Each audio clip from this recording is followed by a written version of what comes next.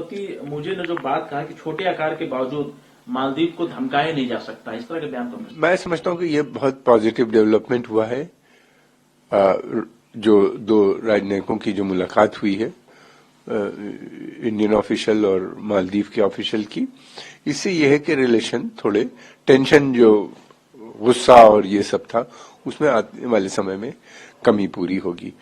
दूसरी बात यह है कि मोइजो ने जो बात कही कि धमकाया नहीं जा सकता, भारत किसी को धमकाता नहीं, भारत की ये नीति ही नहीं है, आज से नहीं हजारों साल से। और ये भारत चाहता है कि सभी देशों से उसके अच्छे संबंध हो। भारत की पॉलिसी ये है कि नेबरहुड फर्स्ट की है, और मालदीव हमारा बहुत पुराना मित्र देश है। भारत चाहता है कि वहां पर डेवलपमेंट हो, प्रोग्रेस हो।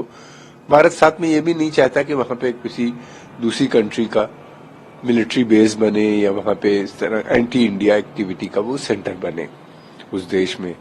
और ये मालदीव को ये बात समझनी चाहिए, भारत के जो कंसर्न्स हैं उनको करना पड़ेगा पूरा, उनको पर ध्यान देना पड़ेगा पूरा।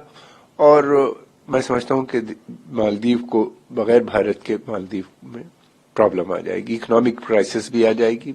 बड़े मूल में भारतीय लोग वहां जाते हैं, टूरिज्म में जाते हैं, बहुत से प्रोजेक्ट्स भी भारत के चल रहे हैं, और भारत के समर्थन में वहां बहुत लोग हैं।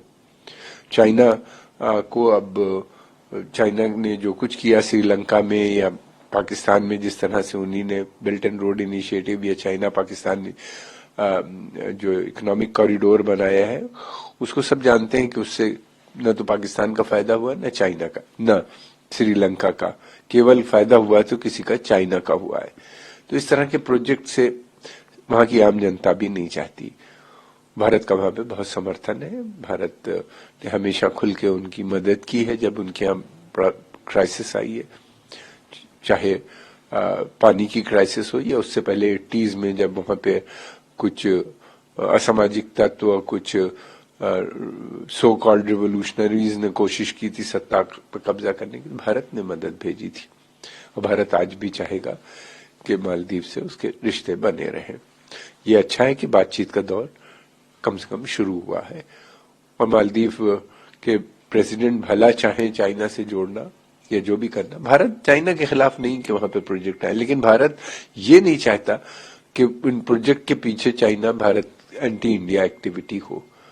डीप सी पोर्ट पे, जैसे कि वो बॉर्डर पे बना रहे हैं, नेवल बेस बना रहे हैं भारत के खिलाफ, भारत को जो चारों तरफ से घेरने की जो उनकी नीति है, स्ट्रिंग ऑफ पर्ल्स की, वो ये भारत को मंजूर नहीं होगा।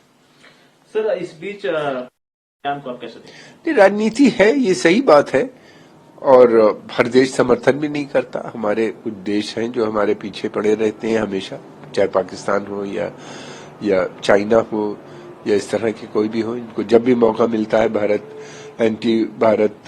भारत के विरुद्ध काम करने का, या भारत यूनाइटेड नेशंस में जब भी हमने कोशिश की कि आतंकवादियों को अंतर्राष्ट्रीय यूनाइटेड नेशन सिक्योरिटी काउंसिल की जो 1267 कमेटी है, उसमें पाकिस्तानी आतंकवादियों को आतंकवादी इंटरनेशनल टेररिस्ट घोषित करने की चाइना ने हमेशा उसको स्कटल किया, उस मूव को किया। हम लोग, भारत जानता है अच्छी तरीके से, जयशंकर साहब ने जो बात कही है वो बात सही है कि हर मुल्क नहीं हो सकता समर्थक, लेकिन भारत की कोशिश ये होती है कि सभी मुल्क से अच्छे रिश्ते बनाकर रखें।